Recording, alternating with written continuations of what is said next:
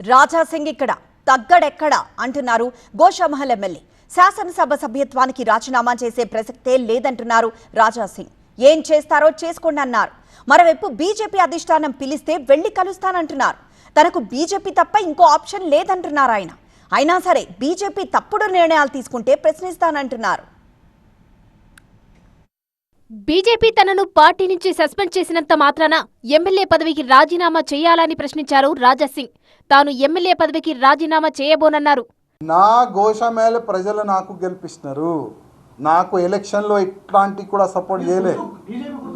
ఎప్పుడు కూడా ఎలక్షన్లో నాకు ఏమి కూడా సపోర్ట్ చేయలే. మూడోసారి కూడా గోషామహల్ ప్రజలు నాకు గెలిపిస్తున్నారు. రాజీనామా ఇచ్చే అసలు అది ఆ ఛాన్స్ కూడా రాదు. నేను ఈయన కూడా ఏం చేస్తారో చేసుకోండి. గతంలో కూడా చెప్పినా ఇప్పుడు కూడా చెప్తున్నా. తాను బీజేపీతో తప్ప మరో పార్టీతో పనిచేయనన్నారు రాజాసింగ్. ఎప్పటికైనా తిరిగి బీజేపీలోనే చేరతానన్నారు. ఇప్పుడు నేను కాంగ్రెస్లో వెళ్ళలేను, బీఆర్ఎస్లో వెళ్ళలేను, ఏ సెక్యులర్ పార్టీలో వెళ్ళలేను.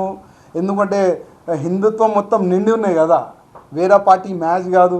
అందుకోసం నేను వెయిటింగ్. కానీ వెళ్ళే ముందు నేను ఇక్కడ చేస్తున్న అన్యాయం గురించి కేంద్రం అధికారులకి, మా అధికారులకి చెప్తాను.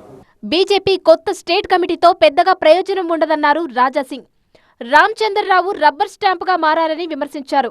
అసలు ఇది రామచంద్రరావు గారు వేసిన కమిటీయా లేక మా కిషన్ రెడ్డి గారు ఆదేశం పైన కమిటీ వేసినారా? ఇదే కదా నా క్వశ్చన్. ఇంకా నా క్వశ్చన్ ఏముండే, దాంట్లో ఏం తప్పు ఉండే మీరు చెప్పండి.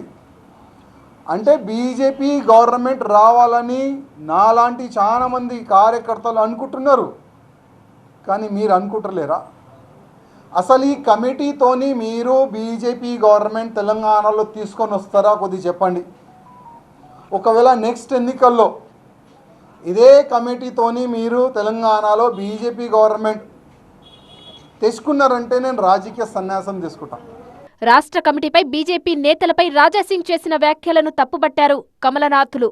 మీ రాజీనామాను తీసుకొని దాన్ని అమలు చేసింది.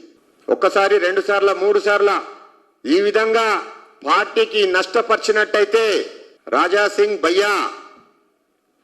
భయ్యా అని మిమ్మల్ని చెప్తున్నాను నేను. రాజాసింగ్ భయ్యా భారతీయ జనతా పార్టీ గురించి అవాకులు చవాకులు పేల్చినా లేదా సోషల్ మీడియా ద్వారా భారతీయ జనతా పార్టీని కానీ భారతీయ జనతా పార్టీలో ఉన్న నాయకులను కానీ అవహేళన చేసినా రాబో రోజులలో దీని పరిణామం వేరే విధంగా ఉంటది. రాజాసింగ్ మరోసారి బీజేపీపై కామెంట్ చేస్తే పరిణామాలు తీవ్రంగా ఉంటాయని హెచ్చరించారు ఆ పార్టీ నేతలు.